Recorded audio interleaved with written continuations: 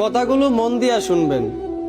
গাধাকে যখন সৃষ্টি করা হলো তখন গাধাকে বলা হলো, তোমাকে সকাল থেকে সন্ধ্যা পর্যন্ত প্রচুর পরিশ্রম করতে হবে, সারাদিন পিঠে বোঝা বয়ে বেড়াতে হবে, খেতে পারবে শুধুই ঘাস, তোমার মাথায় কোনো বুদ্ধি থাকবে না, আর তোমার আয়ু দেওয়া হবে 50 বছর। এইটা শুনে গাধা বলল, হে প্রভু, আমাকে 50 বছর না দিয়ে 20 বছর আয়ু দিন, আমি এত বছর বাঁচতে চাই না। সৃষ্টিকর্তা তার এই কথা মঞ্জুর করলেন। তারপর যখন কুকুরকে সৃষ্টি করা হলো তখন কুকুরকে বলা হলো, তুমি হবে মানুষের একজন কাছের বন্ধু, আর তোমার খাবার হবে মানুষের থেকে যাওয়া জুটা খাবার, আর তোমার আয়ু দেওয়া হবে 30 বছর। এইটা শুনে কুকুর সৃষ্টিকর্তার কাছে হাত জোড় করে বলল, হে প্রভু, আমি 30 বছর বাঁচতে চাই না, আমাকে 30 বছর থেকে 15 বছর আয়ু দিন। সৃষ্টিকর্তা তার এই কথাও মঞ্জুর করলেন।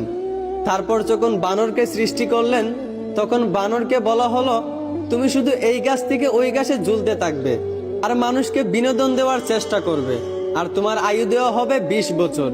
এইটা শুনে বানরও হাত জোড় করে সৃষ্টিকর্তার কাছে বলল, হে আল্লাহ, আমাকে 20 বছর না দিয়ে 10 বছর আয়ু দিন, আমি এত বছর বাঁচতে চাই না। সৃষ্টিকর্তা বানরের কথাও মঞ্জুর করলেন। তারপর আসলো পুরুষের পালা। পুরুষকে যখন সৃষ্টি করা হলো তখন পুরুষকে বলা হলো, তুমি হলে প্রাণীদের মধ্যে সবচেয়ে বিচক্ষণ এবং বুদ্ধিমান, এই জন্য তোমাকে প্রাণীদের শিরোমণি করা হলো, আর তোমার আয়ু দেওয়া হবে 20 বছর।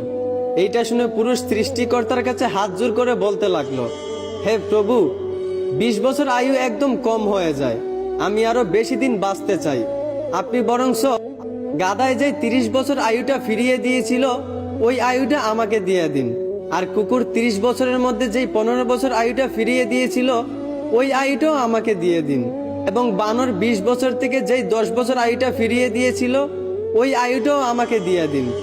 সৃষ্টিকর্তা পুরুষের এই কথাগুলো মঞ্জুর করলেন। তারপর থেকেই ছেলেরা 20 বছর পর্যন্ত পুরুষ হয়ে বাঁচে, আর যেই 30 বছর গাধার থেকে চেয়ে আনা হয়েছিল সেই 30 বছর পরিবারের বোঝা পিঠে বয়ে বাঁচে, ঠিক একদম গাধার মতোই।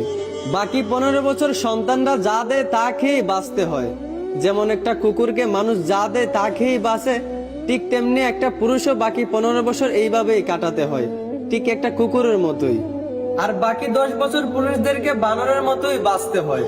বানর যেমন এক ডাল থেকে আরেক ডালে ঝুলাঝুলি করে এবং মানুষকে বিনোদন দেয়, ঠিক তেমনি পুরুষদেরকেও বাকি 10 বছর বাঁচতে হয়, একবার ওই সন্তানের কাঁধে ঝুলে একবার ওই সন্তানের কাঁধে ঝুলে, এবং নাতিদেরকে বিনোদন দিয়ে। এইভাবেই বাকি 10 বছর বাঁচতে হয়। এইটাই পুরুষের জীবন, এইটাই বাস্তবতা।